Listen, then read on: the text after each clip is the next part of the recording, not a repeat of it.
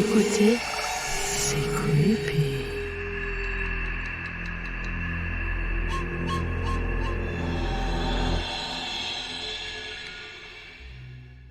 Et bonsoir Twitch et bonsoir le podcast. Bah non, je suis tout seul en fait. Non, t'es pas tout seul. Qu'est-ce que tu fous dans mon studio? T'es qui? Bah je suis Yop et t'écoutes actuellement le Rendez-vous de l'étrange épisode 17. Bah Yop, qu'est-ce que tu fous là? C'est censé être la rentrée de C'est creepy, non? Ah et bah maintenant que je suis là, autant qu'on fasse un épisode en featuring. Et t'as une histoire? Bah tu croyais que j'allais enregistrer pour rigoler. Et t'en as une toi? Bah oui, que j'en ai une. Écoute, moi je te propose qu'on parte sur 2 histoires, 2 pour le prix d'une. Et bah c'est parti, petite musique creepy, let's go.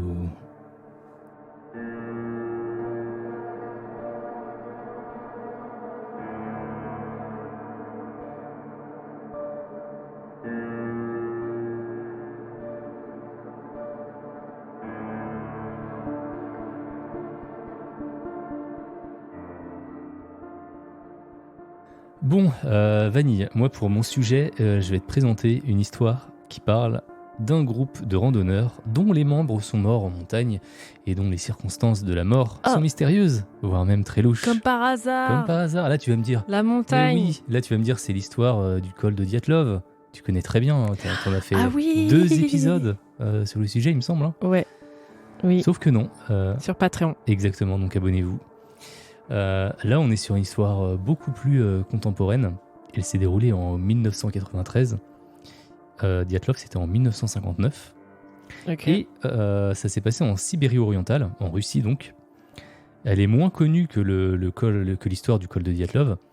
Et pourtant, je la trouve assez horrible. Elle est assez balèze et il y a beaucoup de mystères. Ok. Donc, t'es prête ? Je suis prête. Rends-nous fiers.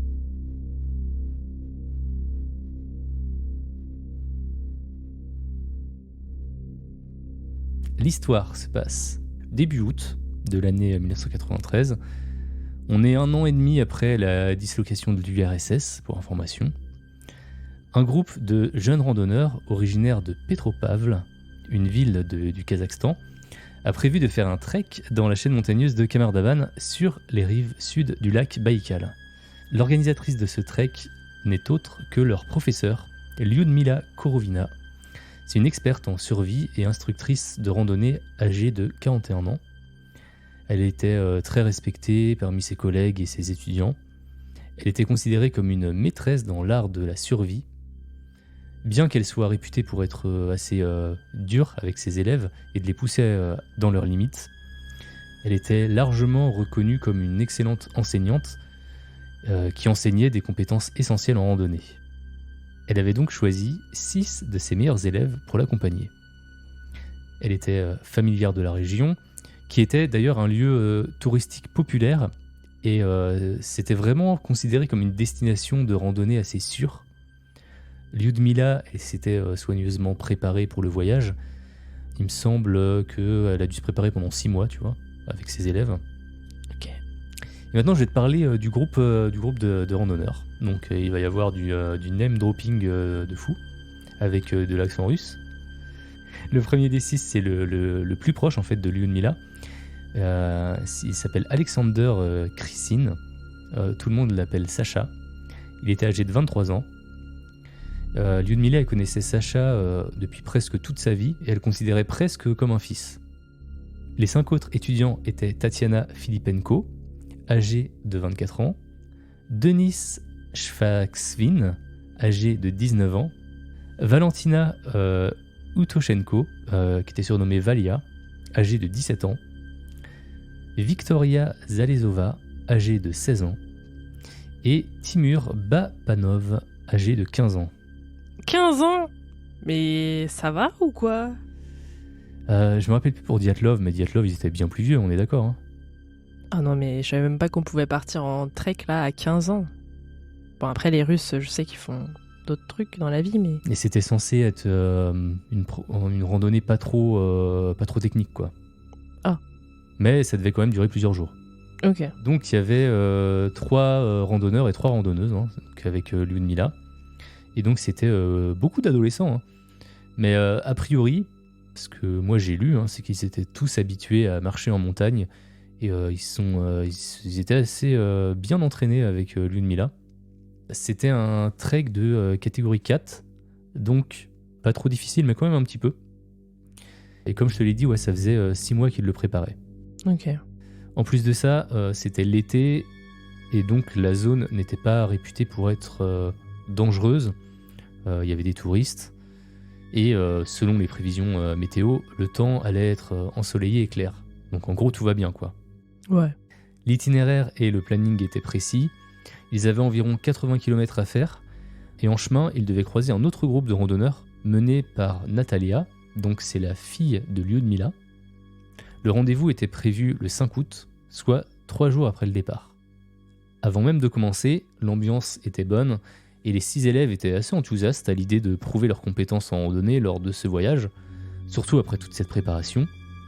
Donc ça y est, nous sommes le 2 août, l'aventure peut enfin commencer. Le groupe part avec pas mal de matériel, en raison du fait qu'ils seront quand même plusieurs jours en pleine nature. Ils prennent avec eux leur tente, sac de couchage, des vivres, et tout ce qu'il faut pour camper en fait. Ils ne partent... en fait, ils n'ont aucun moyen de communication. À l'époque, c'était pas aussi répandu. Ok. Les 2 premières journées se passent bien. Ils se sont même déroulés plus facilement que prévu. Donc il faisait beau, quoi, le groupe avance bien. Ils arrivent à gravir le sommet du mont Retransliator. Ça fait, on dirait un nom de Transformers, ou je sais pas quoi. Et ce n'est qu'à partir du 4 août, lorsqu'ils entament la descente, que les choses se corsent. Premier gros problème, les prévisions météo n'étaient pas fiables. Ah. En effet, il commence à pleuvoir non-stop à cause d'un cyclone actif plus au sud, en Mongolie. Le rythme est donc fortement ralenti.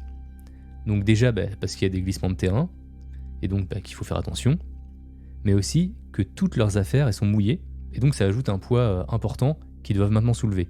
Ok. Le groupe commence aussi à pas mal fatiguer. Ils font 4 repas par jour, mais ils ont faim en permanence. Ils ont froid aussi, comme ils sont constamment trempés. Et puis ils n'avaient pas de vêtements de pluie, puisqu'il était censé faire beau. Non, mais ils avaient 6 mois pour se préparer, ils ont même pas préparé une tenue de rechange au cas où. Un petit kawaii quand même, au cas où. Ah, ok. Mais non, en fait non, ils étaient mouillés. Ok. Lyudmila décide alors de s'arrêter rapidement pour camper dans une zone dégagée, malgré la présence d'arbres à 4 km en contrebas qui pourraient les protéger. Mais Lyudmila, à ce moment-là, elle explique son choix par le fait que le groupe serait trop fatigué pour effectuer la descente. Ils dressent donc leur campement et malgré les mauvaises conditions, ils n'arrivent pas à allumer un feu, car oui, il s'est mis à neiger entre-temps. Ah ouais. Il y a de la pluie et puis il s'est mis à neiger. Mais malgré les mauvaises conditions, le groupe semble toujours de bonne humeur. Ils sont pressés de retrouver le groupe de Natalia le lendemain. Le truc, c'est qu'ils sont jamais arrivés au point de rendez-vous. Natalia et son groupe, eux, sont bien arrivés, mais au bout d'un moment, comme le groupe de sa mère n'arrivait pas, Natalia elle a décidé de continuer son chemin. Pour elle, le mauvais temps avait dû les ralentir. Ça ne l'inquiétait pas plus que ça, parce qu'elle savait que sa mère elle était vachement expérimentée, donc elle s'est pas posé plus de questions. Mais elle pouvait pas se douter de ce qu'avait vécu le groupe de sa mère.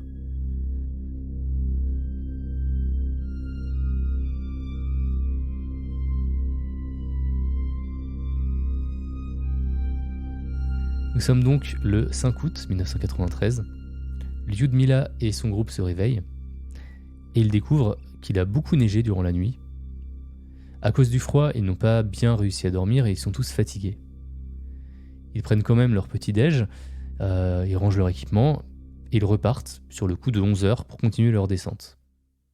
Tout est apparemment normal à ce moment-là, mais tout à coup, un cri rompt le silence. Et ce cri, il provient de l'arrière du groupe. Donc tout le monde se retourne. Il voit Sacha.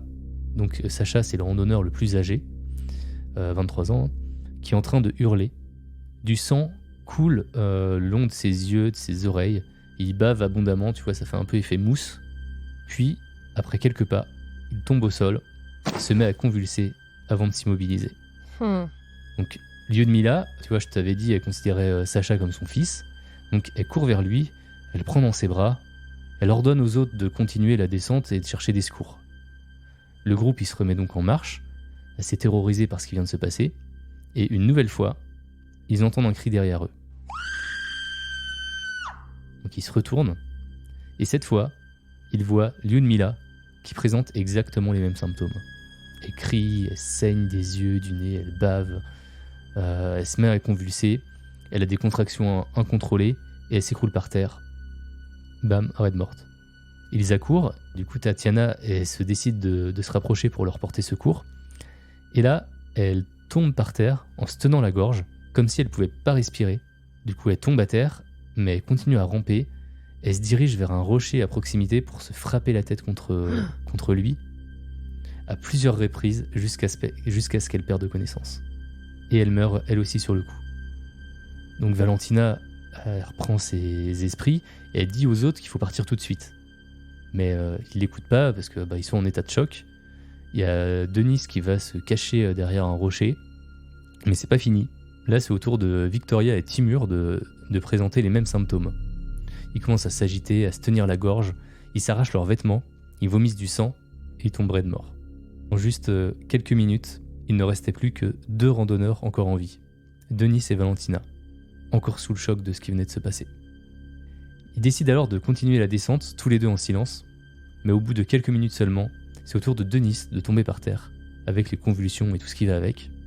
Valentina est désormais la seule encore en vie. Tous les autres sont morts. S'il en reste un, c'est lui qui l'a fait. Tu vois, je l'ai pas dans mes théories, ça, mais on pourra en parler. Mais en tout cas, elle a aucune idée de ce qui a pu provoquer tout ça. Elle sait juste qu'elle doit quitter l'endroit le plus vite possible si elle veut pas finir comme eux. Elle prend alors quelques vêtements, un sac de couchage, une couverture de survie, et elle se remet à continuer la descente. Elle atteint la forêt en contrebas, et vu son état de fatigue, aussi bien physique que nerveux, elle décide de se coucher et se réveille donc le lendemain, le 6 août. Il fait jour et elle sait pas trop quoi faire. Elle décide finalement de retourner sur les lieux. Elle remonte la pente, elle retrouve les corps de ses camarades par terre.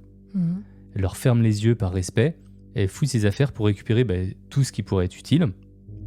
Elle récupère donc de la nourriture et une carte, puis elle décide de repartir. Malgré sa carte, elle sait pas trop où aller, si elle veut trouver la civilisation, parce qu'elle est vraiment au milieu de nulle part en fait. Mais déjà, je sais pas ce que t'en penses, mais à sa place, moi je serais pas retourné les voir. Quand tu vois qu'ils sont tous morts, limite à la suite, en se rapprochant, moi j'y serais pas retourné.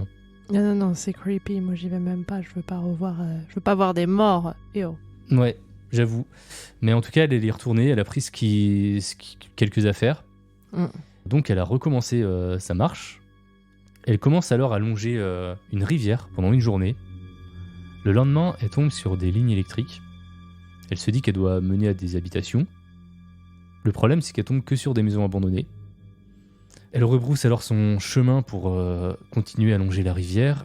Et la situation dure comme ça pendant plusieurs jours. Son état est de plus en plus critique. Elle est en état de choc vis-à-vis de ce qu'elle a vécu. Son état mental aussi commence à vaciller. Elle a vraiment très peu de réserves de nourriture. Elle est à bout de force en fait. Là, elle commence à penser que c'est aussi la fin pour elle, mais elle décide de rien lâcher et de s'accrocher à la vie. Et là, on avance au 9 août, donc ça fait 4 jours que Valentina elle erre seule le long de la rivière. Et il y a justement 2 touristes ukrainiens qui passent par là, tu vois, en canoë. Ils sont en vacances, ils profitent de la nature, du calme, ils sont bien, tu vois, posés. Quand tout à coup, ils voient quelqu'un sur la berge, une jeune fille debout, immobile, qui a l'air de les regarder mais sans les voir, quoi. Ouais. Là, les Ukrainiens, ils trouvent ça un petit peu bizarre, parce que on est quand même au milieu de nulle part. Donc ils lui font signe en passant, mais elle répond pas. Donc ils continuent leur balade, mais tu vois, au bout de quelques minutes, ils discutent entre eux et ils commencent à douter de ce qu'ils doivent faire, parce que c'est quand même assez chelou. Et finalement, ils décident de revenir voir la fille. Et donc ils lui demandent si ça va, et là, elle devient hystérique. Et on peut la comprendre de toute façon avec tout ce qu'elle a vécu. Donc ils finissent par lui donner à boire, un petit peu à manger, et ils l'emmènent à un poste de police. Le problème, c'est que Valentina, elle est incapable de raconter en détail tout ce qui s'est passé. Elle est trop sous le choc. Donc ils essayent de prendre le peu d'informations qu'ils peuvent. Donc ils prennent une déposition. Mais les secours, ils sont pas déclenchés tout de suite. parce qu'ils n'ont pas assez d'infos. Et en plus de ça, le temps est très mauvais dans les montagnes de Kamardaban et les hélicoptères ne peuvent pas décoller. Ce n'est que le 24 août que les secours arrivent sur les lieux après 2 jours à survoler la zone et ils retrouvent les corps des 6 randonneurs. Les sauveteurs remarquent qu'ils n'ont que très peu de vêtements sur eux et que 3 d'entre eux n'ont plus de chaussettes ni de chaussures. Comme dans Dyatlov. Ouais, ça te parle ça. Ouais. Mais c'est cool, vu que tu connais bien Dyatlov, je pense qu'il y aura il y aura matière à discuter. Le rapport d'autopsie a révélé que tous les randonneurs, à l'exception de Lyudmila, qui elle a eu une crise cardiaque, eh bien tous sont morts d'hypothermie. Il a aussi été constaté qu'ils avaient des signes d'échymose au niveau des poumons. La conclusion du rapport révèle que la cause de la mort serait liée à une carence en protéines résultant de la famine et de l'hypothermie extrême. La mort, selon les autorités, serait donc accidentelle. Et c'est vrai que même s'ils mangeaient 4 repas par jour, ils avaient emmené que très peu de sources de protéines, ils avaient surtout des glucides, et ils ne mangeaient pas suffisamment compte tenu de leur activité et du froid. Je regardais la liste de ce qu'ils avaient apporté, genre il y avait des bonbons, du chocolat, des céréales, tu vois, mais il n'y avait pas de... Ouais, mais attends, t'as dit que ça a duré combien de temps, ce voyage ? Alors eux, c'est passé le 5 août, là ça faisait 3 jours qu'ils étaient dans le froid, sous la neige, sous la pluie. Mais tu fais pas une carence en 3 jours ? C'était assez sport, tu vois, ils étaient habillés super légers sous la neige. Donc l'hypothermie, elle peut arriver très vite. Hein. Oui, l'hypothermie, d'accord, mais la carence... comment tu fais une carence en 3 jours ? Encore 2 semaines, je peux commencer à me dire, bon, peut-être, mais 3 jours... En fait, les deux vont avec, parce que ton corps, il a besoin de beaucoup plus d'énergie, tu sais, quand il doit combattre le froid. Et c'est pour ça qu'ils mangeaient 4 repas par jour, mais a priori, ils mangeaient du chocolat et des bonbons, et... Bon, ils avaient quand même d'autres trucs, hein, je te rassure, mais ils n'avaient pas des masses de protéines, en vrai. Par contre, c'est vrai qu'il y a quand même pas mal de zones d'ombre dans cette histoire. D'abord, les saignements des yeux et des oreilles, ainsi que la bave, ça n'a pas été pris en compte dans les résultats du rapport. Ensuite, et là c'est assez bizarre, les dépouilles des randonneurs, elles ont été enterrées dans des cercueils en zinc, ce qui sert en général à éviter tout risque de contamination en cas de maladie contagieuse. Et généralement, quand tu meurs d'hypothermie, tu vois, c'est pas vraiment contagieux. Hein. Ouais. Mais peut-être qu'à cause de Dyatlov, ils se sont dit, bon, cette fois-ci, on va pas prendre de risques. Ouais. Parce qu'on avait déjà la théorie de la radioactivité, donc bon, cette fois-ci... Dans le doute, ça coûte... si, ça coûte plus cher, mais voilà, on sait jamais, quoi. Mais moi, alors, cette affaire, je la connais un peu déjà, je l'avais déjà entendue, mais il me semblait que, justement, à un moment, ils avaient plus assez de bouffe. Et j'avais vu qu'ils avaient consommé... des plantes qu'ils avaient trouvées à cet endroit-là. Ouais, il y a une histoire de plantes et ce sera aussi dans les théories. Ah, excuse-moi. Ouais. Il y a aussi le fait que Valentina avait l'interdiction de parler publiquement de la tragédie. Ah. C'est que 25 ans plus tard, en 2018, qu'elle a accordé une interview à un journal pour raconter son histoire. Ok. Et donc, je t'en parlerai aussi de cette interview. Oui. Et du coup, à ce moment-là, il y avait des rumeurs qui circulaient comme quoi il serait mort parce qu'il randonnait dans un endroit où il y avait des essais d'une arme chimique. Encore ? Et c'est vrai que, c'est la Russie, hein. Mais ils font que ça ou quoi ? Et c'est vrai que vu la rapidité et la manière dont les 6 randonneurs sont tous décédés les uns après les autres, on peut se poser des questions. Surtout qu'au vu de certains symptômes, tu vois, la folie soudaine, les saignements, ça peut quand même ressembler aux effets d'une arme chimique. Et là, je pense qu'on arrive au moment de l'histoire où je pense qu'on peut aborder toutes les théories autour de cette affaire. On va quand même revenir un petit peu sur la théorie officielle, parce que voilà, c'est la théorie soutenue par le gouvernement, celle de l'accident. Parce que oui, on peut quand même mourir d'hypothermie en pleine montagne, même en plein été, tu vois, parce qu'en Russie, même en été, il peut faire froid. Surtout que les randonneurs cumulaient des facteurs qui allaient dans ce sens. Bon, déjà, ils n'étaient pas préparés pour le temps qu'ils ont eu. Ils étaient donc trop peu couverts pour la pluie, le vent, la neige. Ils ont dû supporter des températures assez basses qui n'étaient pas du tout prévues. Ils mangeaient pas assez compte tenu de leurs efforts. Et le fait que certains randonneurs ont arraché ou enlevé leurs vêtements, ça fait sens. C'est ce qu'on appelle en fait le déshabillement paradoxal.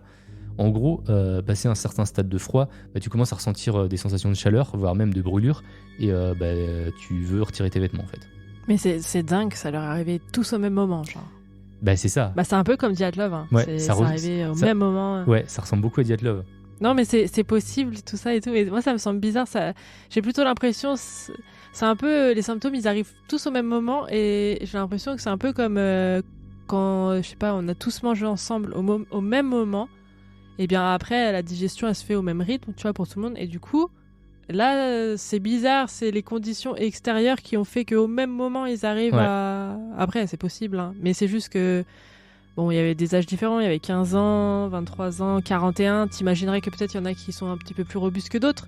Surtout que Ludmilla, elle était déjà assez entraînée. Mais oui, effectivement, il y a des choses cheloues. Mais quitte à continuer vite fait là, dans la théorie de l'accident, ils auraient aussi pu souffrir d'œdème pulmonaire, dont les symptômes sont notamment l'agitation, l'anxiété et une sensation d'étouffement. Donc tu vois, ça ressemble un peu à ce qu'ils ont vécu. En général, les œdèmes pulmonaires, ça consiste en fait ce qui est une accumulation de liquide dans les poumons. Et ça se produit généralement chez les personnes en bonne santé à des altitudes supérieures à 2500 mètres. Et c'est quand même possible à plus basse altitude, entre 1500 et 2500, s'il y a des sujets qui sont un petit peu plus vulnérables, genre je sais pas, peut-être des ados. Et lorsque ça s'est passé, il était environ à 2300 mètres d'altitude. Donc tu vois, ça peut à peu près matcher. Pour les saignements, ils peuvent aussi arriver en cas de changement brusque et rapide de pression atmosphérique. Et donc, comme quand on descend vite d'une montagne ou quand on fait de la plongée. Et dans les cas les plus sévères, ça peut occasionner une perforation du tympan avec des saignements. Donc ça pourrait expliquer, peut-être, les écoulements de sang qui ont été constatés chez les randonneurs. Le truc, comme tu me l'as fait remarquer, c'est que même s'ils ont souffert d'hypothermie, d'œdème pulmonaire ou de perforation des tympans, ou même les trois en même temps, j'en sais rien, tu vois. Ce que je peux pas expliquer, c'est que voilà, c'est arrivé au même moment pour tout le monde. Ils avaient tous des âges, des carrures différentes. Tu vois, on aurait pu penser par exemple que Sacha, l'homme le plus costaud du groupe, il aurait pu tenir plus longtemps. Il avait 23 ans, il était dans la force de l'âge, tu vois. L'hypothermie, normalement, il aurait pu tenir plus longtemps que les autres. Mais c'est lui qui est mort en premier. Ouais, c'est ça. C'est ça le truc. C'est que si c'est une hypothermie, je pense qu'il y a plus de facteurs corporels, psychologiques, tout ça. Ça arrive pas en 2 minutes. Ouais, ça arrive pas au même moment et à tous, parce que là, au final, il en reste plus qu'une. C'est bizarre. C'est ça. Aussi. Donc, très chelou. Hein. Mais attends, t'as dit... Attends, excuse-moi. Hein. Celle qui a survécu, c'est qui déjà ? Celle qui a survécu, c'est Valentina. Valentina, 17 ans. Ah ouais. Ah oui, d'accord. Donc, il reste quand même un bon gros degré de mystère avec cette histoire. Et je pense qu'on se doit, en tant que podcasteur professionnel, on va pas s'arrêter sur cette version officielle et on va envisager quand même d'autres théories. Oui. Selon certains experts, les symptômes rapportés par Valentina indiquent une mort due à des armes chimiques, plus précisément des agents neurotoxiques, car les convulsions et l'excès de bave sont des symptômes courants d'une toxine nerveuse puissante. Les résultats de l'autopsie sont en accord avec cette théorie, car les contusions pulmonaires sont un signe assez courant en fait de mort par gaz neurotoxique, et ça peut aussi causer des difficultés respiratoires. Et donc du coup, ça c'est la version du gouvernement ? Non, c'est la version la plus répandue. C'est la version qui expliquerait en fait assez facilement pourquoi ils sont morts tous en même temps, tu vois. Ok. Non, parce que si on explique ça comme ça, il va falloir dire que c'est pareil pour Dyatlov en fait, tu vois. En fait, je pensais que si le gouvernement il avouait que c'était un truc radioactif ou chimique. Non, mais le gouvernement, pour ces morts-là, va falloir aussi va jamais avouer ça. Bah oui. Non, mais c'est pour ça que je me disais ça veut dire qu'ils avouent du coup pour Dyatlov par la même occasion parce que c'est la même chose. Bah oui. Et pour aller un petit peu plus loin avec ça, donc Ludmilla, tu te rappelles, elle était morte. Elle est pas morte de la même chose. Elle a eu un arrêt cardiaque et ça peut aussi fonctionner. Ça passe. Des agents neurotoxiques, ça peut aussi enclencher une crise cardiaque. Allez, oui, ça passe. Et même, tu vois, si la cause des autres randonneurs, à part Ludmilla, c'est l'hypothermie, ils auraient d'abord pu perdre connaissance à cause des agents chimiques, tu vois, tomber dans le coma en raison de l'exposition, et entraînant ensuite, dans un second temps, une hypothermie comme cause finale pour leur mort. Bon, sauf celle, par contre, qui s'est tapée contre le rocher, là. Là, elle est morte direct. Mais alors, comment les randonneurs ont été exposés à cette arme chimique ? On pourrait se dire, peut-être qu'il pourrait y avoir des essais, tu vois, qui auraient été faits auparavant dans la zone. C'est quelque chose d'assez courant, en vrai, hein, tu sais, en mode, on nous cache des choses, mais Mais des essais chimiques, ça se fait dans tous les gouvernements, hein, dans tous les pays. Et donc que les randonneurs, ils auraient pu ingérer des substances toxiques, je sais pas, un aliment spécifique, une fleur effectivement qu'ils auraient ramassée ou quelque chose comme ça, ou de l'eau qu'ils auraient bu, et du coup ils auraient pu être contaminés. C'est également possible que des produits chimiques ils soient tombés pendant la forte pluie, parce qu'ils ont pas mal de pluie. Et si Valentina a survécu, c'est peut-être parce qu'elle n'a pas été exposée de la même façon, peut-être qu'elle a moins consommé d'eau, ou peut-être qu'il y a un aliment qu'elle n'a pas mangé. Sachant que certaines substances peuvent mettre seulement quelques minutes à agir, ça expliquerait pourquoi ça s'est passé au même moment en fait. Donc tu vois, ils venaient de manger, ils ont ingéré quelque chose de toxique, peut-être que Valentina voulait pas manger cette chose-là, tu vois, et elle a survécu. D'ailleurs, en parlant de manger, ça nous emmène à la troisième théorie, celle du champignon vénéneux.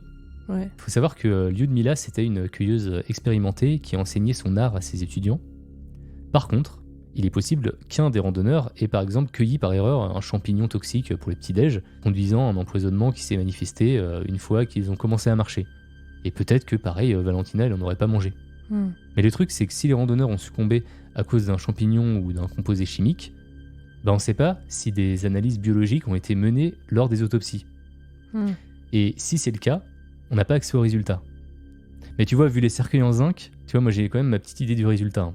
Oui, bah oui. Pour moi, ils ont sûrement été exposés à quelque chose de contagieux. Et le fait que le gouvernement ne donne pas plus d'infos, et ils veulent pas non plus que Valentina s'exprime sur l'affaire, bah, ça me fait quand même penser sur le fait qu'on était possiblement sur une zone de test d'armes chimiques et que les randonneurs ont été exposés.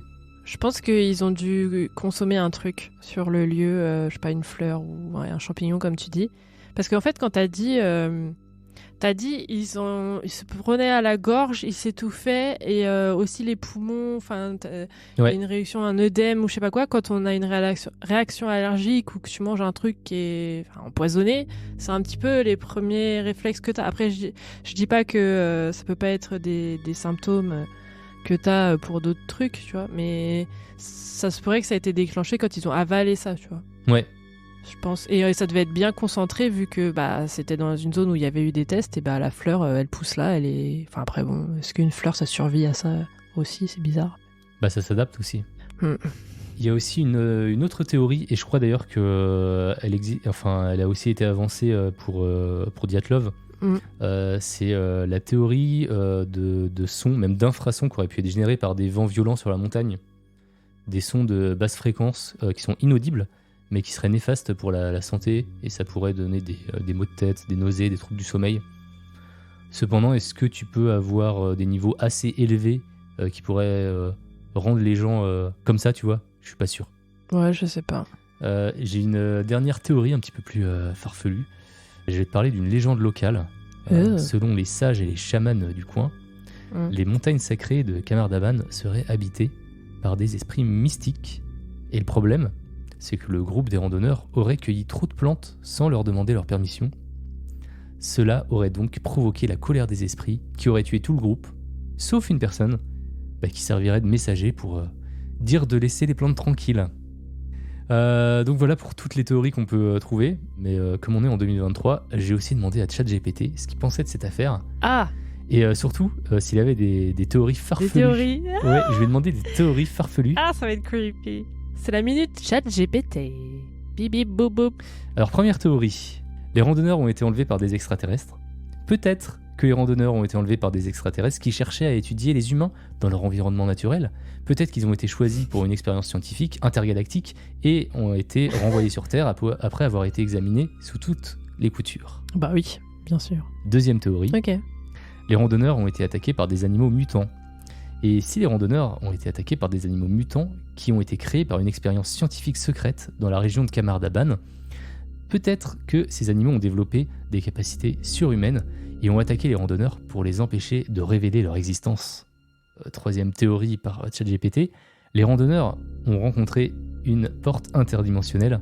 Et si les randonneurs ont accidentellement rencontré une porte interdimensionnelle cachée dans la montagne de Kamardaban, peut-être qu'ils ont été aspirés à travers la porte vers une autre dimension et ils sont toujours piégés là-bas aujourd'hui. Mais attends, mais t'as rajouté science-fiction dans le script? J'ai dit théorie farfelue. Ah, farfelu, ouais. Ok. J'en ai une autre de ChatGPT. Les randonneurs ont été victimes d'une malédiction, et ça rejoint un petit peu la théorie d'ailleurs que je te disais juste avant. Peut-être que les randonneurs ont été victimes d'une malédiction lancée par une sorcière locale ou un chaman qui voulait protéger les secrets de la montagne. Peut-être que la malédiction a causé des hallucinations et des comportements étranges qui ont conduit à la mort des randonneurs. Et dernière théorie par ChatGPT, les randonneurs ont découvert une base militaire secrète cachée dans la montagne de Kamardavan. Peut-être que les soldats ont vu les randonneurs comme une menace pour leur mission et ont décidé de les éliminer pour protéger leurs secrets. Voilà, on a fait le tour des théories. Pour terminer, je t'avais dit qu'il y avait une interview qui avait été donnée par Valentina en 2018 pour un journal, donc 25 ans après les faits. Dans l'interview, elle revient sur son enfance. Elle explique qu'elle a grandi à la campagne et que toute jeune, elle travaillait à la ferme pour aider ses parents. Elle était à l'aise dans la nature, elle avait appris à skier dès l'âge de 4 ans. Elle n'avait pas peur des difficultés ni des efforts physiques. Et du coup, c'est sûrement la raison pour laquelle elle a réussi à survivre tous ces jours, seule dans le froid, à suivre un cours d'eau à 17 ans. Et quand le journaliste lui a demandé comment elle avait fait pour retrouver la civilisation et rester en vie pendant tous ces jours, elle a répondu que c'était comme si un ange gardien l'avait guidée pendant tout ce temps. Donc voilà, bravo à elle quand même, qui a réussi à survivre après avoir vécu l'horreur. Bravo. Et bien sûr, je finis mon sujet en évoquant la mémoire des autres randonneurs qui sont décédés. La plupart d'entre eux, ils étaient super jeunes. Certains, ils n'étaient pas adultes. La plupart, même, ils n'étaient pas adultes. Ils n'auraient pas dû mourir si jeunes dans de telles conditions. Donc voilà, c'était l'incident de Kamardaban. Et je le trouve pas mal, tu vois. On parle souvent de Dyatlov, mais celui-là aussi, il est celui-là, il est comme assez par mystérieux. hasard, même région, même symptômes, quelque chose près. Il y a juste quelques années d'écart, 59-93. Et ça veut peut-être dire qu'en 2023, on va en voir un nouveau, tu vois. C'est peut-être des cycles. Bah écoute, en fait, j'ai l'impression qu'on raconte la même histoire, mais que Dyatlov, mais avec plus tard. Et peut-être des randonneurs plus jeunes. différents. Ouais, c'est ça. Et elle est un peu plus gore, non ? Je sais pas. Il me semble qu'ils ont été retrouvés moitié à poil, Dyatlov, mais... Dyatlov, il y avait plein de trucs dégueulasses quand même. La langue arrachée. Ah oui, mais c'est vrai ça. La peau sur les arbres. Les yeux qui sont plus dans leurs orbites. Tu vois. Ouais, en fait, la mienne est soft finalement à côté. Oui. Ouais. Perso, moi, je pense qu'on est sur... je pense qu'ils ont été exposés à quelque chose, soit quelque chose de vénéneux ou de chimique, tu vois, qu'ils ont mangé. Ouais. Parce que ça s'est quand même passé après le repas. Ah oui, non, mais alors là... Non, mais si tu le dis comme ça... Non. Si tu le dis comme ça, c'est ça. Allez, c'est après le petit déj, je te l'ai dit. Tout de suite, ils se tiennent la gorge, ils partent de les oreilles, tout explose. Non, c'est le repas. En fait, après, ce qui est bizarre, c'est que quand tu manges quelque chose de vénéneux, t'as pas forcément du sang qui coule de tes oreilles direct, quoi. Non, mais ça... Mais c'était peut-être un truc un peu chimique, tu vois. Ouais. C'est pas forcément, tu vois, la cause de leur mort, mais ils sont peut-être tombés dans un coma et après... t'as l'hypothermie qui arrive, d'où le rapport du légiste qui dit bah voilà, ils sont morts d'hypothermie. Après, j'ai pas non plus confiance en ce que dit. On a les photos ou pas ? J'ai des photos du groupe, mais j'ai pas des photos du groupe mort. Ok, bon. Ce qui veut dire, c'est que c'est des photos noir et blanc, tu sais, genre c'est les années 50, alors qu'en vrai, c'était dans les années 90.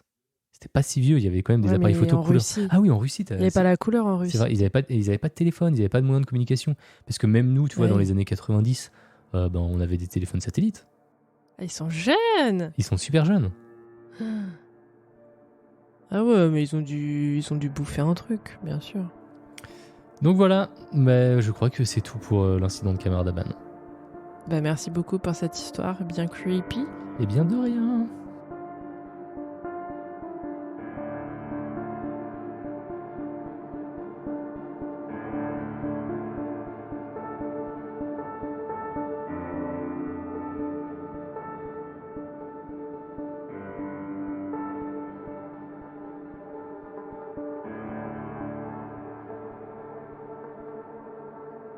Alors moi, je vais vous raconter une histoire de meurtre très mystérieuse qui s'appelle l'affaire des masques de plomb et elle se passe au Brésil.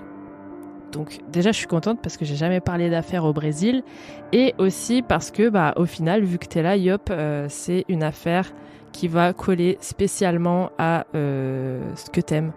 et à ton podcast Le Rendez-vous de l'étrange. Et parce qu'il y a tout ce qu'il faut niveau intrigue, mystère. On va cocher toutes les cases et j'espère qu'elle va vous rendre dingue, vous aussi. Tu la connais, Yop ? Eh bien, écoute, il me semble l'avoir entendu, mais il y a genre des années. Ouais, 30 ans, tu venais de naître. Ouais, au moins. Minimum. Ça se passe au Brésil en août 1966, plus précisément le 20 août. Un petit garçon, ou un jeune homme de 18 ans, les versions changent, qui s'appelle Jorge, je sais pas comment ça se dit, Jorge Alves. Alves fait voler dans le ciel son cerf-volant sur une colline du nom de Morro de Vintém, qui se trouve dans l'état de Rio de Janeiro. Tu pouvais pas choisir une affaire plus simple. Non. En baissant les yeux quelques instants de son cerf-volant, il aperçoit dans l'herbe, un peu plus loin, 2 masses au sol, 2 hommes allongés dans l'herbe qui font sûrement une sieste. Il s'approche, et en fait non, ils ne font pas la sieste. Enfin si, sauf que cette sieste, elle est du type éternel. Vous l'avez compris, ils sont morts. Merci. Jorge, je sais pas comment ça... Attends. Ça s'écrit comment en fait ? Jorge. Ah, c'est pas brésilien ça. Jorge, on va dire Jorge. Ok. Georgie, on va dire Georgie. Georgie redescend la colline et va vite se rendre au poste de police, leur faire part de sa découverte. Bon, la police en prend note, mais vu que les corps se trouvent sur la colline, qui est plutôt difficile d'accès, les policiers vont reporter leur trek au lendemain, le temps de regrouper toute une équipe de pompiers qui pourra monter là-haut avec tous les outils qu'il faut. Le lendemain donc, un petit groupe de pompiers s'y rend et, arrivé sur place, il remarque direct que la scène est assez étrange. Il s'attendait à tout sauf à ça. La première chose qu'il remarque, c'est la présence d'espèces de lunettes qui recouvrent les yeux des victimes. Tous les deux ont les yeux recouverts par de drôles de lunettes, de la forme de lunettes 3D, vous savez, du ciné à l'époque, là, en papier. Sauf que là, il n'y a pas de trou pour voir à travers. Il les inspecte de plus près et il se trouve que ce sont des masques lunettes qui ont été découpés dans des feuilles de plomb et ensuite posés sur leurs yeux. Ils sont également vêtus d'une drôle de manière, ils portent des costumes cravates identiques et par-dessus ceci, des imperméables jaunes. Donc en fait, ils sont super stylés, ils sont bien habillés, mais ils ont des masques quoi, chelous. Voilà, ils sont sapés et ils ont des masques comme s'ils allaient faire une cure de soleil. Ok. Voilà. Sur la scène, il n'y avait aucune trace de lutte. Les cadavres n'avaient aucune blessure et leurs bijoux et portefeuilles étaient intacts. Il semble qu'on ne les avait donc ni agressés ni volés. Près des corps, on retrouve aussi un sac. À l'intérieur de celui-ci, on trouve une bouteille d'eau vide, un mouchoir, leur papier d'identité, bon jusque-là ça va, ouais. Mais il y avait aussi des serviettes mouillées et un carnet dans lequel se trouvaient des instructions très mystérieuses. Je cite « 16h30, soyez à l'endroit spécifique. 18h30, ingérez les capsules. Après effet, se protéger avec les masques de métal et attendre le signal. » Ok. Cryptique. Selon leur papier d'identité, les 2 corps appartiennent à Manuel Pereira de Cruz et Miguel Josevania. Bravo. Merci. Ce sont des techniciens radio qui travaillent dans une usine d'électricité à Campos, à plus de 260 km de la colline où ils ont été retrouvés. Les corps sont redescendus à la ville pour qu'on les autopsie. Faut noter qu'ils ont été retrouvés dans un état de décomposition avancé. Donc, même si le médecin légiste dit qu'il n'y avait pas de signes de lutte ou de blessure, c'est pas certain à 100% parce que les corps avaient déjà bien entamé la décomposition, donc ils n'ont pas pu faire d'analyse toxicologique à proprement parler et démontrer si, par exemple, ils ont subi un empoisonnement via les capsules, peut-être. Ok. Le médecin légiste ne parvient donc pas à identifier la cause de la mort exacte. Et j'ai lu aussi que, apparemment, c'était pas une affaire vue comme super importante à l'époque. La police, elle était pas à fond dessus. Et le médecin légiste non plus. Certaines sources disent même que ça lui a pris du temps à examiner les corps. Genre, c'était pas une affaire de la plus haute importance. Et donc, les corps ont été laissés sur le côté à décomposer un petit peu trop longtemps avant qu'ils s'y intéressent. Donc, en gros, il y a un peu de négligence par-ci par-là. Et au final, il reste pas grand-chose à apprendre des corps pour aider à la compréhension de cette affaire. C'est dommage. C'est ballot. T'allais dire un truc ? Non, mais en fait, il y a un truc qui me trigger depuis le début, c'est il y a une serviette mouillée dedans. Et je me dis, mais ça fait des mois qu'elle est mouillée, du coup. Écoute, s'il n'y avait pas de moisissure, moi, j'en tire que c'était peut-être la serviette qu'ils ont utilisée pour essuyer leur sueur de la montée. Tu vois, comme à la salle, là, quand ils disent d'apporter une serviette qui sert à rien, là. Ah, oui, ça doit sûrement être ça. C'est leur serviette d'effort, peut-être. Ah, ok. Voilà. Après, ils disent pas à quel point elle est mouillée, tu vois, donc j'avoue. La police ne pense pas que la mort soit d'origine criminelle, donc ils sont pas affolés plus que ça. C'est pour ça, en fait. C'est vrai que ça fait un peu suicide, tu vois, vu comme ça, Ouais. vu vraiment de loin. Peut-être qu'ils se disent, oui, ils ont fait ça dans leur coin tous les deux, et puis voilà, quoi. Ouais, on va voir ça par la suite. Mais ils vont quand même mener une petite enquête. Elle va être lancée par l'inspecteur José Venancio Bittencourt, très français, Ouais, j'avoue. portugais, afin de savoir ce qui est vraiment arrivé. Ils vont essayer tout d'abord de retracer leur emploi du temps jusqu'au jour fatidique. Il semblerait que les 2 techniciens ont quitté leur ville, Campos, le 17 août, en prenant le bus jusque Vintém. Ils y sont arrivés en début d'après-midi à 14h30. Dans une boutique, ils achètent leur manteau imperméable jaune et ils sont aperçus un peu plus tard dans un bar où ils achètent la fameuse bouteille d'eau qui sera retrouvée dans leur sac. La serveuse se souvient très bien d'eux. Elle dit qu'au moment où ils sont passés au bar, la météo se gâtait et il commençait à pleuvoir. Elle a remarqué que les 2 hommes paraissaient très stressés et qu'ils regardaient sans cesse leur montre, surtout Miguel. C'est marrant qu'il s'en rappelle autant, tu vois, ça fait quand même des mois. Hein. Ouais. Il devait être marquant, du coup. Hein.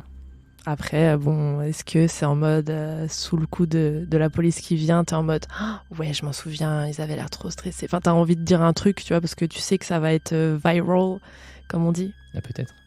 Ouais. Un témoin affirme avoir ensuite vu les 2 hommes faire de l'autostop et monter dans une Jeep vers 17h. Celle-ci les a déposés en bas de la colline, puis elle est repartie. Même ça me semble ouf que genre le témoin, il a réussi à les suivre du moment où ils sont montés dans la voiture jusqu'à ce qu'ils soient déposés devant la colline. Ces 2 hommes sont bizarres. On va les suivre. Comme ça, si dans plusieurs mois, les policiers viennent me poser des questions, je serai prêt. Je te jure. Et c'est là que Manuel et Miguel ont commencé leur ascension. Et c'est pas une petite colline parce qu'ils sont retrouvés à 300 mètres d'altitude. Ça fait super haut, c'est la hauteur de la tour Eiffel, pour point de comparaison. Et la police n'a aucune idée de ce qui a pu se passer ensuite. C'est là que les théories les plus folles entrent en scène et je vais vous les présenter. D'abord, on a celle de la police qui change d'avis et qui pense maintenant que les 2 hommes ont été tués. Selon eux, la mention « rendez-vous à l'endroit spécifique » démontre qu'une 3e personne leur a donné un point de rendez-vous. En effet, les enquêteurs ont également remarqué que les phrases étaient très mal écrites, mal formulées, donc ils pensent qu'on leur a sûrement dicté. Ok. L'inspecteur Bittencourt penche donc pour un meurtre avec comme mobile la volonté de récupérer une grosse somme d'argent, car la rumeur court qu'un de ces deux hommes se trimballait avec beaucoup d'argent sur lui, bien qu'on ne sache pas d'où cette rumeur sorte. En tout cas, les masques de plomb sur les yeux et les notes retrouvées seraient, pour la police, une tentative des tueurs de brouiller leur piste. La théorie du suicide est quant à elle écartée parce que les deux hommes ont été retrouvés avec du matériel de travail tout neuf qu'ils ont acheté pendant leur voyage, donc du matériel d'électricien qu'ils seraient spécifiquement venus acheter à Campos pour leur travail. On pense que du coup, s'ils avaient voulu se suicider, ils n'auraient pas fait semblant de travailler et d'acheter du matériel. Oui, c'est pas faux. C'est pas faux, mais en même temps, bon... Oui, en même temps, tu peux aussi en profiter pour vivre tes derniers jours avec du super matériel high-tech d'électricien. Hein. Du matériel semi-pro, bah oui, t'as quand même... Ouais, quand même. On connaît ça, nous, en tant que podcasteur. Je préférais mourir avec un chour, quoi, tu vois. Exactement. Ensuite, l'affaire prend un autre tournant quand elle a été rendue publique dans les journaux.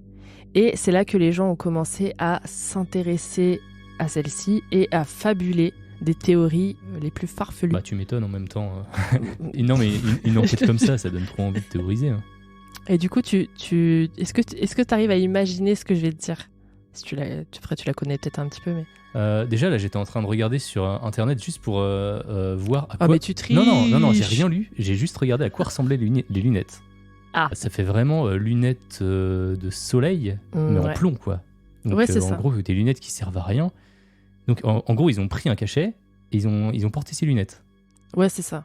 En fait, je vais vous mettre les photos sur mon site et tout, mais en gros, les lunettes, c'est des espèces de découpes qui ont une forme de lunettes, mais c'est plat, et ils ont posé ça sur leurs yeux. Donc, c'est pas vraiment des vraies lunettes, mais... Et ouais, c'est en plomb. Voilà, et ils ont soi-disant ingéré des capsules parce qu'elles ont été retrouvées... on a retrouvé les restes des capsules à côté de leur corps. Mais on dirait que ça fait des lunettes pour se protéger les yeux de quelque chose. Et moi, je dirais, je sais pas, est-ce qu'ils étaient dans une secte qu'ils attendaient, je sais pas... genre, ils ont pris une pilule pour... je sais pas, voir Dieu ou quelque chose comme ça, et qui devait s'en protéger les yeux. Tu vois, je vois un truc comme ça, moi. Après, si tu veux voir Dieu... tu veux être protéger les yeux en même temps être en présence de Dieu, voilà.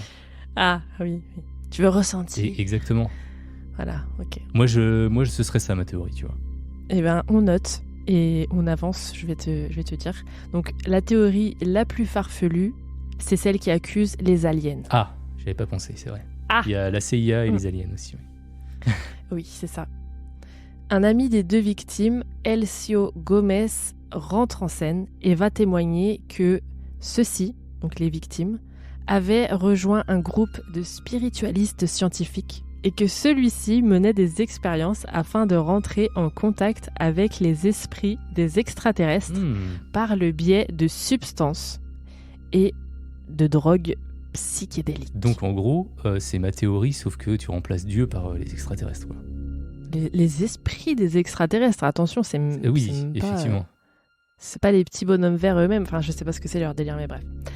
Et comme par hasard, une dame du nom de Gracinda Barbosa Coutinho do Souza... Tu fais de moins en moins d'efforts. Hein. T'es sûr? T'es brésilien? Non. Bon. Espèce de Nantais, va. Donc, Gracinda, elle contacte la police car elle dit avoir été témoin de quelque chose d'étrange dans le ciel le soir de la mort des deux hommes. Elle raconte qu'elle était en train de conduire près de la colline avec ses 3 enfants et qu'ils ont vu entre 19h10 et 19h20, je cite, un objet volant ovoïde orange entouré d'un anneau de feu qui émettait des rayons bleus dans différentes directions. Ah, ça c'était le concert de Doudou 4000. Non, mais en vrai, c'est exactement la... Enfin, on n'a pas de notion de date, donc on ne sait pas quand est-ce qu'ils sont morts. Donc on a encore moins la notion des heures et tout. Bah, à 17h, ils ont été déposés, je te rappelle, par la Jeep au pied de la colline. Ah oui, donc, c'est vrai qu'on a vraiment une notion de date. Le temps qu'ils montent 300 mètres... Oui, t'as raison. Le temps qu'ils montent 300 mètres, apparemment, ça leur prend 2 heures. Donc 2 heures pour monter 300 mètres, ça va. Je sais pas, ouais. Oui, a priori, ouais. Quand ces révélations paraissent à leur tour dans la presse, un tas d'autres personnes se mettent à témoigner de la même vision. Ce qui expliquerait donc pour certains pourquoi les victimes portaient des masques de plomb sur leurs yeux. Ce serait pour se protéger des rayons radioactifs d'un vaisseau extraterrestre. Les pilules feraient donc aussi partie du rituel. Bon, après, j'ai noté que comme les corps étaient trop décomposés, ils n'ont jamais pu tester ce qu'il y avait dans leurs organes et dans leur estomac. Donc pour moi, on ne peut pas vraiment savoir s'ils les ont vraiment avalés. Tu vois. Oui. Tout ce qu'on retrouve, c'est des emballages, des capsules à côté de leur corps. Mais du coup, ça pouvait être tout à fait une mise en scène, comme la police l'a dit. Et puis, bon, les masques, c'est pas difficile à poser sur les yeux de quelqu'un que tu viens de tuer, quoi, tu vois. Si jamais c'était un meurtre. Voilà. Et j'imagine que les emballages, il n'y avait rien d'écrit dessus. Il n'y avait pas genre écrit Efferalgan 500 mg. Non, il y avait... Malheureusement, non. Je t'ai dit, on n'a pas beaucoup d'infos. Hein. On n'a même pas les photos des capsules ou quoi. Ok. Donc, je suis même pas sûre qu'elles aient existé. Même les capsules. Parce qu'on a les photos des masques, mais c'est tout. On a aussi les photos des gars et les photos de la note aussi. Oui, voilà. Mais par exemple, comment... bon, après, on a dû les retrouver, mais c'est bizarre de pas les prendre en photo, les capsules. Enfin, bon, écoute. Bah, à l'époque, il n'y avait pas d'appareil photo numérique. Hein. Chaque photo comptait. Hein. En 1966 ? Ouais, si, c'est vrai. Bah oui. Ouais. Ah, écoute, je sais pas, je n'y étais pas. Hein. Faudrait que je demande à Dan. Ouais, mais, on lui demandera. On demandera à Dan. 3 infos à rajouter par rapport à cette théorie des aliens. Cette colline serait très connue pour ses événements spirituels et paranormaux à cette époque. Et, petit détail creepy, on dit que l'herbe n'a plus jamais poussé à l'endroit où ont été retrouvés les corps. Ah là, je demande à voir en 2023. Let's go, hein. À part qu'aujourd'hui, à ce qui paraît, c'est très dangereux là-bas. Donc, parce qu'il y a toute une favela qui s'est installée autour. Donc, ok. je peux pas y aller en fait, Chop. D'accord. Ok. Après, on pense que c'est à cause de la grande quantité de formaline ou de formol, j'ai lu formaline, mais je sais pas si le terme est correct, que la police a répandu sur le lieu pour masquer l'odeur des corps. À voir si c'était commun de faire ça, parce que je vois pas trop l'intérêt dans une enquête. C'est des cadavres en pleine nature, ça va pas l'abîmer, tu vois, d'avoir des corps. Mais jeter des produits comme ça, si... Enfin, c'est une scène de crime, pourquoi tu jetterais un truc sur la scène ? Ouais, non, c'est le dernier truc que tu fais sur une avant scène de partir, alors que c'est en haut d'une colline à 300 mètres où il y a personne qui va. Enfin, l'odeur, elle va gêner qui ? Tu vois ce que je veux dire ? Ouais, c'est clair. Donc voilà, ça serait pourquoi l'herbe n'a plus poussé depuis. La 3e info, c'est qu'on retrouve à leur domicile, à tous les deux, des livres ésotériques. Donc plein de trucs en lien avec le délire de communiquer avec les esprits, les aliens, etc. Voilà, c'est à peu près tout ce qu'on sait. J'ai fait le tour de 5 sites différents pour regrouper toutes ces infos. Et j'ai fait mes théories, du coup. Bon, ma première théorie, elle est naze, mais c'est la plus simple. Est-ce que c'était pas un truc en lien avec leur travail ? Ils avaient un job à faire sur la colline, et il devait forcément, je sais pas, y avoir un truc électrique. En général, c'est là qu'on fout les lignes radio, électriques, etc. Donc du coup, peut-être fallait qu'ils montent jusque là-haut avec leur nouveau matériel qu'ils ont acheté exprès, etc. Et peut-être qu'ils avaient besoin de se cacher les yeux pendant l'installation. Enfin, je sais pas, que c'était peut-être une étape pour se protéger de je ne sais quoi. Et avaler un médoc anti-radiation. Enfin, tu vois ce que je veux dire ? Bah, je vois ce que tu veux dire, mais ça me paraît... Je suis pas sûr que ce soit des pratiques très courantes dans le milieu des électriciens. Ouais, mais en 1966. Bah, du coup, faut demander à leur employeur. Bah oui, mais ça, on n'en sait rien. Est-ce que la police l'a fait, ça ? Non ? Ah, mais je n'ai aucune info. Je t'ai dit, là, c'est tout ce qu'on avait, là. Ah, mais je pensais que quand tu faisais des recherches, bah, du coup, t'interrogeais les personnes et tout. Tu fais pas ça, toi ? Bah là, j'ai pas pu. Pour des raisons financières, j'ai pas pu me rendre à Rio dans les temps, mais... Ok. Ouais. Bon, tu nous feras dans le prochain épisode, tu nous en reparleras du coup. Ouais, j'irai faire un follow-up. Parce que ouais, il n'y a pas de mention de ligne électrique ou de radio dans la zone. Dans l'enquête non plus. Donc au final, peut-être qu'il n'y a pas de trucs électriques à cet endroit-là et qu'ils n'avaient pas de raison d'aller là-haut. Qu'il y avait peut-être que des arbres. Et puis j'avais noté que ouais, ça aurait pu être demandé à leur employeur, mais il n'y a aucune notion de ça. J'ai aussi trouvé sur un site un passage qui décrivait un peu la vibe du lieu et des quartiers autour de la colline à cette époque. Ça dit que c'était assez calme et maintenant, au contraire, c'est décrit comme, je cite, effrayant avec des zones inhabitées et d'autres où surgissent des baraques un labyrinthe de voies irrégulières, démonter l'enroulement des passages qui se croisent et des pylônes à haute tension. Donc tu vois, maintenant il y a des pylônes. Ça se trouve, il y en avait aussi à l'époque. Bah, peut-être, ouais. Donc ils avaient peut-être une raison de monter là-haut, je sais pas. Ouais, mais c'était quand même à 260 km de là où ils habitaient, tu me disais. Oui, mais ils devaient peut-être aller, je crois, à Rio pour acheter des machines spécifiques. Tu vois. Oui, mais j'imagine, mais leur employeur, il va pas leur dire tant que vous êtes à Rio, j'ai un truc pour vous. Bah si. Bah, Tant que vous êtes à Rio, j'ai une colline avec un pylône à réparer et du coup ils sont montés. Et en même temps, ils se sont dit, waouh. Ouais, mais j'imagine. Ouais, je sais pas, le gars, il avait l'air stressé de monter là-haut. Donc, Autant prendre des électriciens du coin. Écoute, c'est 1966. Il doit y avoir 3 électriciens au Brésil. Enfin, tu vois. Ouais, pas sûr, quand même, pas sûr. Bref, moi, en tout cas, je me demande depuis quand sont installés ces pylônes à haute tension, parce que ça pourrait être une très bonne raison d'aller là-haut pour eux. Ma deuxième théorie, c'est leur pote, que je trouve très chelou. Elcio Gomez. Ma théorie, ce serait qu'il les a tués.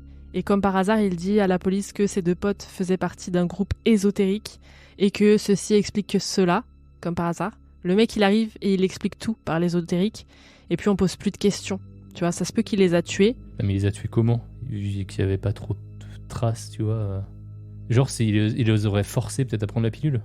Bah, en vrai, tout est possible.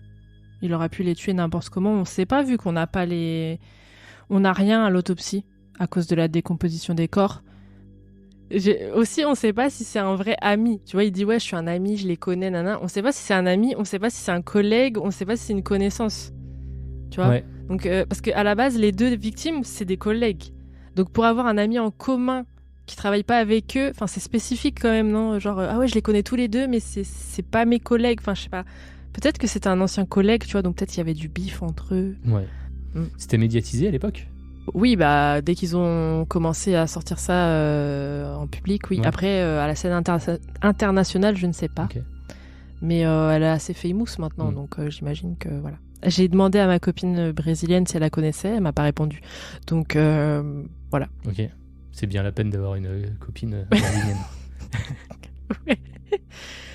Voilà. Donc j'attends et puis je vous dirai. Ok. Très bien. Donc du coup, moi je trouve que c'est assez bizarre le truc de c'était mes amis, nanana.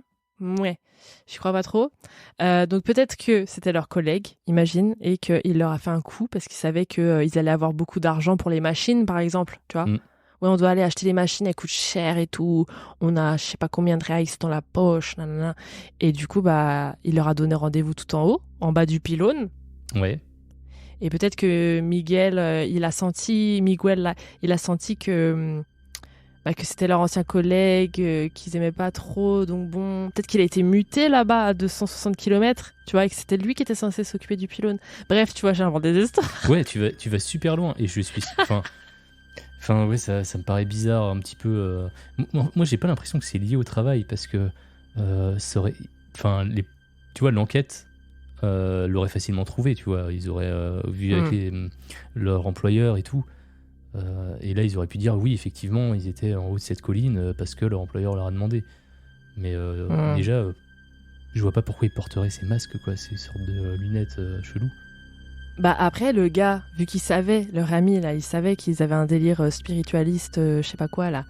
Bah, il leur a dit, prenez tout votre matériel et tout, je sais pas quoi, on va s'en servir en haut de la colline, comme c'est une colline réputée pour être un peu creepy, où il se passe des trucs ésotériques, et il a dû leur dire, bah écoutez, on va faire une pierre deux coups, on va réparer le pylône ensemble, et bah vous allez amener vos masques et vos trucs, et puis on va tenter un truc. Oui, sauf qu'ils étaient que tous les deux dans le taxi, là, dans la voiture. Ouais, c'est vrai.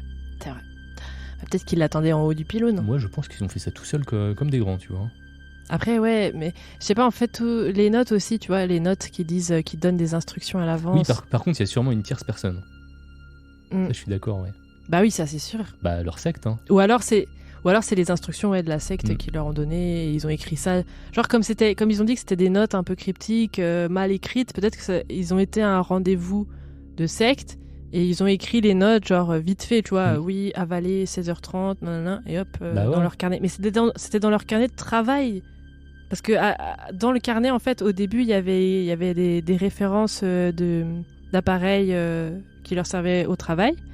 Et dans ce même carnet, il y avait les instructions. Donc bon, c'est bizarre si dans ton temps libre, tu vas faire un truc de secte, tu prends ton carnet de travail. Enfin bon, après, je sais pas. Bref. Ils aimaient peut-être beaucoup leur travail. Ouais. Bah écoute. Bon, moi, je suis pas convaincue par le truc des extraterrestres. La lumière bizarre au-dessus de la colline. Certains ont dit peut-être que c'était de la foudre. Peut-être qu'ils ont été frappés par la foudre. Mais bon, leur corps, il y avait aucune trace de brûlure ou quoi qu'est-ce. Donc voilà, et ça explique pas comment ils ont mis les masques de plomb. Enfin, ils sont pas allongés là-haut pour attendre la foudre. Et ça explique pas non plus les notes, les capsules, etc. Et aussi, un truc que j'ai observé et que je trouvais bizarre sur les photos. En fait, je vous mettrai la photo où ils ont été retrouvés et on voit les corps par terre. Moi, j'ai trouvé ça bizarre qu'elles soient à cet endroit-là. C'est des photos de l'enlèvement des corps, en fait, quand les secours arrivent et que... Enfin, les secours. Ils arrivent pour enlever les corps. Je trouve ça très bizarre, l'endroit où qu'ils ont soi-disant choisi pour s'allonger et attendre les extraterrestres. Ils sont en plein buisson. On dirait qu'on les a plutôt balancés là, pour les cacher. Enfin, moi, je me serais pas allongée dans les ronces comme ça, là. Ça a l'air un petit peu... Tu vois ce que je veux dire ? Disons qu'ils sont à moitié cachés, à moitié découverts, quoi. Donc en fait, c'est pas le bon move pour s'allonger, mais c'est pas non plus le bon move pour se cacher un corps, ouais. C'est ça qui est super bizarre. Ouais. En plus, à droite, on dirait que c'est libéré. Enfin, tu pouvais t'allonger là. Pourquoi tu t'allonges en plein milieu dans les buissons ? Ouais, clairement, ouais. Donc voilà. Donc j'ai trouvé ça bizarre aussi. Écoute, l'affaire, elle est bouclée, soi-disant, mais elle est toujours pas résolue. Et on se demande toujours aujourd'hui ce qui a bien pu se passer en haut de cette colline. Voilà, franchement, c'était une affaire courte parce que c'est les seules infos qu'on a. Non, il n'y a pas grand-chose. Et il y a tellement... Enfin, c'est chiant à expliquer parce que, tu vois, tout à l'heure, j'étais en train de te dire, oui, ça peut être leur travail, nanana, mais après, ça explique pas le fait que, soi-disant, Miguel, il était stressé. Pourquoi il serait stressé juste avant de monter le truc ? Est-ce qu'ils travaillaient ou est-ce qu'ils travaillaient pas ? Pourquoi ils sont venus jusqu'à... Pourquoi ils ont fait 260 km, soi-disant, pour le travail ? C'est pas expliqué. Enfin, tout un tas de trucs, c'est un peu dur à expliquer. Du coup, toi, ta théorie, c'est la secte, toujours ? Ouais, déjà, ça part mal, en fait, quand t'es dans un groupe sectaire. Ça part très mal. Donc je pense, qu'ils sont sûrement liés, puis je pense que les indications viennent sûrement de là. La police, du coup, c'est quoi leur rapport final en mode... Ils en disent quoi, eux ? Eux, ils disent que c'est un meurtre parce que pour eux, les notes, c'était des indications d'une tierce personne. Enfin, c'était instructionné par... ils ont eu l'ordre de quelqu'un d'autre, en gros. Ouais. Les notes, c'était pas eux, tu vois, apparemment. Et la personne les aurait manipulés pour monter jusqu'en haut. Et là-haut, elle les aurait tués et elle aurait maquillé la scène de crime en leur mettant des masques, capsules, ce que tu veux, voilà quoi. Ok, donc c'est un super maquillage quand même. Mais ouais. Ouais, ou peut-être que, sachant qu'ils étaient dans une secte ou je ne sais quoi, là, peut-être que ça les a manipulés en... Enfin, ils étaient influençables au point d'avaler des capsules par contre, sûrement, et tout. Sûrement. Et que, du coup, il y avait une somme à récupérer, apparemment. J'ai lu sur plusieurs sites qu'il y avait une grosse somme aussi. Donc, voilà. Après, je sais pas d'où elle sort, parce qu'ils n'ont rien retrouvé, forcément. L'assurance qu'ils ont prise 2 jours avant. C'est toujours comme ça. Non, là, il n'y a pas d'assurance, là. Mais ouais, je sais pas ce que c'est cette somme-là dont il parlait. Et aussi, moi, je trouve que, tu sais que ce truc ésotérique, là, ça aurait pu être aussi inventé par son pote, hein. Parce que son pote, il a bon dos, il arrive, mais ils ont des livres chez eux, il aurait pu très bien aller les mettre là-bas. Puis ça veut rien dire, moi j'ai le livre des esprits sur ma table de chevet, enfin voilà quoi.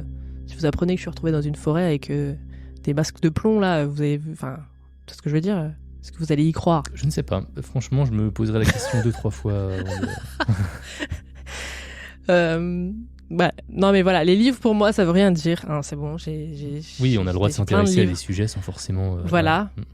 Et puis il aurait pu très bien inventer que mais non, ils ont été retrouvés parce que ça s'explique parce qu'ils étaient très ésotériques, ils voulaient communiquer avec les esprits des extraterrestres. Voilà, ça s'explique, je les connais bien. Ils sont bizarres comme ça, hein, ces deux-là. Non, moi je suis désolée, c'est bizarre parce qu'en plus ils sont collègues. C'est pas pareil. Je sais pas comment dire, les collègues, ça rajoute un truc de t'es amis, mais c'est pas pareil. Ouais, mais je pense qu'ils sont un peu plus que collègues. Hein, pour... Non, en vrai, je sais pas. Oui, parce que mais pourquoi l'autre il est stressé? S'ils étaient tous les deux dans la même secte, ils sont plus que collègues, tu vois. Oui, peut-être. Potes de secte. Après, peut-être qu'il y en avait que un et qu'il devait faire un sacrifice. Donc il a emmené l'autre et il était stressé. C'est pour ça qu'il était stressé, il regardait sa montre, etc., etc. Puis en plus, regarder sa montre, ça veut dire qu'il y a une notion de temps. Enfin, tu vois ce que je veux dire, 17h, 19h, qu'est-ce qu'ils attendaient, pourquoi fallait être... Il y avait une rencontre, du coup, sûrement. Non, mais il y a sûrement un truc, y a sûrement un truc qu'ils ont compris et pas nous, et ça se trouve, ils rigolent maintenant, tu sais, genre ils ont accédé à la vie éternelle et tout. C'était quoi les instructions déjà? C'était 16h30, soyez à l'endroit spécifique. Bah déjà, ils sont en retard, non? Parce Ils étaient à la bourre déjà, ouais. C'est peut-être pour ça qu'il était stressé. Ah bah oui, c'est ça. Donc déjà, 16h30, ils n'étaient pas là. 18h30, ingérer les capsules. Et au final, soi-disant, il y a eu le truc dans le ciel vers 1 heure plus tard. Mais ça leur laisse quand même, regarde, 16h30, soyez à l'endroit spécifique. 18h30, il y a 2 heures. Qu'est-ce qu'ils sont censés faire sur une colline pendant 2 heures? Bah déjà, il faut accéder au spot. Ouais. Mais oui, je sais pas, hein, ça se trouve, tu sais, c'est 300 mètres, mais imagine, c'est... Il y a des... Ouais, non, 300 mètres, c'est pas loin quand même. Bah après, 16h30, soyez à l'endroit spécifique, ça veut dire soyez en haut, déjà. Donc normalement, ils auraient dû monter bien avant. Et une fois qu'ils sont en haut, ils sont censés attendre 2 heures avant d'ingérer les capsules et d'ensuite attendre le signal avec les masques. Ça veut dire que pendant 2 heures, ils sont censés être tout seuls. Ou alors l'endroit spécifique, c'est pas en haut de la colline, c'est peut-être en bas, j'en sais rien. Oui, parce qu'au final, on sait pas où c'est. Peut-être qu'il y avait un rendez-vous avant. Ouais. Oui, ça se trouve, c'était avant, il l'avait déjà fait, cette étape. Hein. Et puis le pire, c'est qu'on n'en saura pas plus. Hein. Bah oui. À part si ma pote brésilienne répond. Oui, elle a sûrement des infos. Oui, sûrement. Venue en direct du Brésil. Donc, ouais. Bah écoute, moi, ma théorie préférée, je dirais que... moi, je pense qu'il y a la troisième personne, elle a fait elle était impliquée, il y a une troisième personne, et je suis sûre que c'est son pote là. Ouais, j'ai compris que tu l'aimais pas trop, cette personne. Non, je l'aime pas. Non. Je le sens pas. Ok. Bon. C'est bon pour toi? Un dernier mot? Oui. Non, franchement, je l'avais effectivement déjà entendu, et puis bah, elle est toujours aussi bizarre, quoi. Et on n'a toujours pas de réponse. Ça serait bien un film. Avec toi qui joue Miguel et Indigo qui joue. Je suis pas sûr. Je suis pas sûr du résultat. Moi, je fais la meuf, la serveuse. Ok, bon bah écoutez, ce sera pour la saison prochaine, saison 3. Ouais. On se mettra à faire des courts-métrages et tout.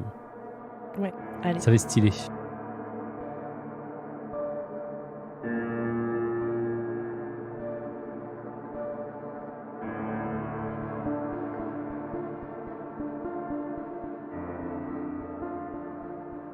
Voilà, c'était les 2 histoires qu'on avait en stock pour vous. L'histoire des masques de plomb au Brésil et l'histoire de Kamar Daban en Russie.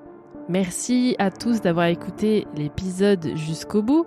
Et merci à tout le monde qui m'a soutenu sur Patreon cet été, qui a écouté tous les épisodes exclusifs. Il y en a beaucoup là maintenant. Il y en a combien? Il y en a 11. Waouh. T'as pas mis le combien? Tu veux que je le mette le combien? Oui, vas-y, s'il te plaît. Combien?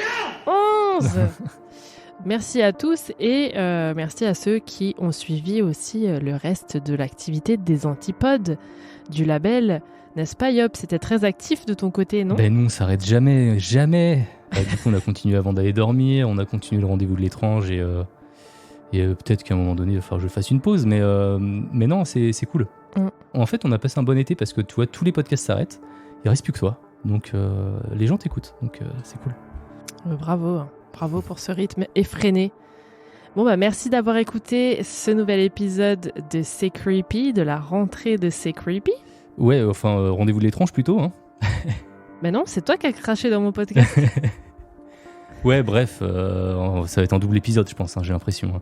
Oui, c'est ça. Bon, bah écoutez, pour ceux qui me connaissent pas, je m'appelle Vanille. J'ai un podcast qui s'appelle C'est Creepy, dans lequel je vous parle de tueurs et tueuses en série paranormales et mystères en tout genre, comme ce soir. Voilà. Donc vous pouvez me retrouver dans mon podcast. Et toi, du coup? Stylé. Et bah moi, c'est Yop et j'officie dans le Rendez-vous de l'étrange, qui est un podcast que j'enregistre tous les mois en live, sauf finalement cet épisode qui sera pas en live, mais généralement c'est enregistré sur Twitch, twitch.tv/je suis Yop. Et c'est un podcast qui parle de mystère. Comme en fait ce soir, c'est généralement des histoires dont finalement on n'a pas la réponse. Donc à la fin d'un épisode, on se pose généralement plus de questions qu'au début. Des affaires qui rendent dingue. Exactement. Puis aussi dans le podcast Avant d'aller dormir, où là je raconte des histoires qui font peur avec mon camarade Indigo. Et voilà. Et plein d'autres gens. Plein d'autres gens, oui, il y a souvent des feats. Et d'ailleurs, tu étais dans un des derniers épisodes et tu vas bientôt revenir. Oui. Ça va être stylé. Ça va être plus 18. Je sais pas, je me rappelle plus. Non mais... Oh genre, tu sais plus ce que j'avais à dire dans le dernier épisode. Non, en vrai, je sais plus, on enregistre tellement d'histoires. Bon écoute, j'aurai la surprise pour toi alors. Ok. Épisode avec la femme enceinte là. Je me rappelle plus, je me rappelle effectivement, t'as joué une femme enceinte, mais après je sais plus. Ouais, bon, écoute, on va pas épiloguer. Voilà. Et sur ce, on vous dit à bientôt dans nos podcasts pour de nouvelles histoires. Bien, t'es prêt, Yop? Ah, je suis prêt. Bien creepy.